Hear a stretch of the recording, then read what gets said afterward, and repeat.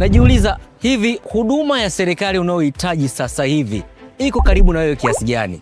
Hili swali ndilo linanifanya nijiulize pia, huduma ya mamlaka ya udhibiti wa ununuzi wa umma PPRA iko karibu na wewe kiasi gani? Hapa ni Shinyanga na niko na meneja wa PPRA kanda ya kati na magharibi, mhandisi Suma Atupele Mwanjwango, na amelisikia swali langu.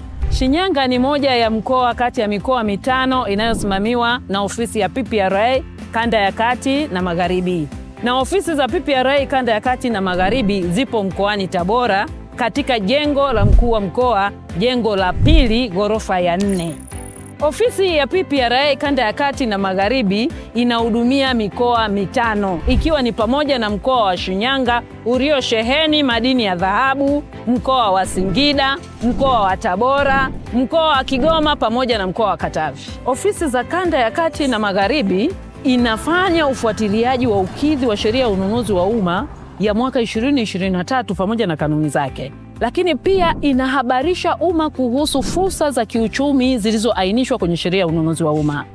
Na 3, inatoa mafunzo kwa wadau wote wa ununuzi wa umma ikiwa ni pamoja na matumizi ya mfumo wa NeST.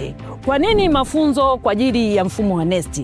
Kwa sababu NeST ndiyo connection pekee ya tenda za serikali. Asante meneja, nimekutana na wewe ukiwa site unafuatilia miradi na kutakia kazi njema, kazi nzuri endelee. Nashukuru sana.